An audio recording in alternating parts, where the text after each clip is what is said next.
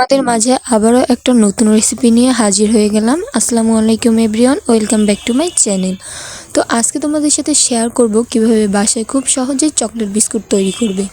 তো দেখতেই পাচ্ছ আমার বিস্কুটটা কি সুন্দর করে তৈরি হয়ে গিয়েছে।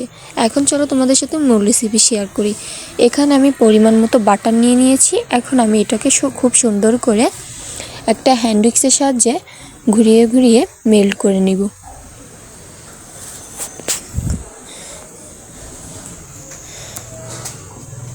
তো বাটারটা খুব সুন্দর করে হ্যান্ড উইক্সের সাহায্যে আমি ঘুরিয়ে ঘুরিয়ে নিয়ে নিলাম। আর এখন এর ভিতরে দিয়ে দিচ্ছি চকলেট ইমলশন।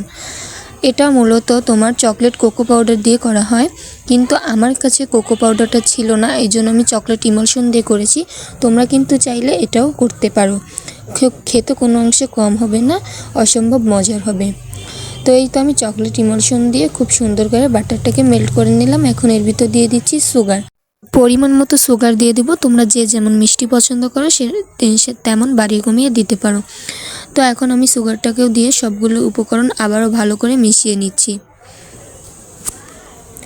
দেখতেই পাচ্ছ এই হ্যান্ড উইক্সটা দিয়ে খুব সুন্দর করে আস্তে আস্তে করে মিশাতে হবে।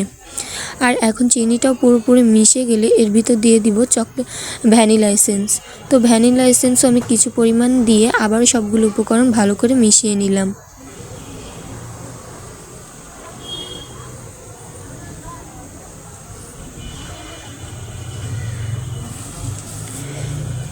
এখন এর ভিতর দিয়ে দিচ্ছি পরিমাণ মতো ময়দা। মানে একটা ডো তৈরি করার জন্য আমার যে পরিমাণে ময়দা লাগবে আমি সেই পরিমাণ ময়দা আমি দিয়ে দিচ্ছি।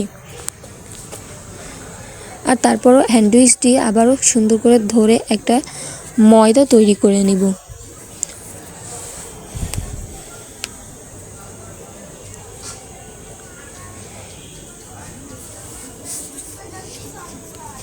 এই যে তৈরি হয়ে গেল আমার একটা ডো।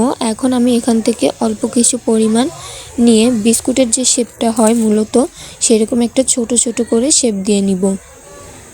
তো তোমাদেরকেও করে দেখাচ্ছি যে আসলে শেপটা কেমন দিতে হবে। দেখতেই পাচ্ছ এভাবে করে আমি সবগুলো বিস্কুটের শেপ দিয়ে নিলাম। আর এখন উপর থেকে আমি দিয়ে দিব কিছু চকো চিপস। তোমাদের হাতের পাশে যদি চকো চিপস না থাকে তাহলে স্কিপ করতে পারো, কোনো সমস্যা নেই।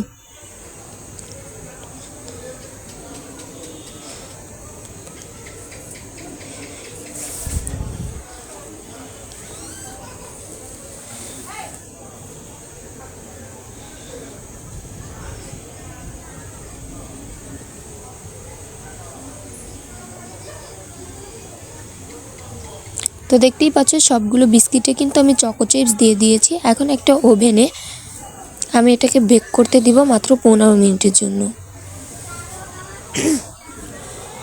তো 15 মিনিট পর ফিরে আসলাম। দেখো খুব সুন্দর করে কিন্তু বিস্কুটটা বেক হয়ে গিয়েছে। এটা হলো চকলেট কুকিজ। তো এখন আমি একটা প্লেটে তোমাদেরকে নিয়ে দেখাচ্ছি। আর তোমরা কে কে এরকম বাসায় বিস্কুট তৈরি করো অবশ্যই কমেন্টে জানিও, তাহলে কিন্তু আর দোকান থেকে কিনে খেতে হয় না। খুবই অল্প কিছু উপকরণ দিয়ে বাসায় তোমরা এরকম মজার কুকিজ বানিয়ে খেতে পারবে। তো এই ছিল আজকের রেসিপি। ভালো লাগলে অবশ্যই কমেন্ট করো, আর নিত্য নতুন যে ভিডিওটি দেখতে চাও অবশ্যই কমেন্টে জানিও। পরবর্তী রেসিপি দেখতে অবশ্যই চ্যানেলটি সাবস্ক্রাইব করো।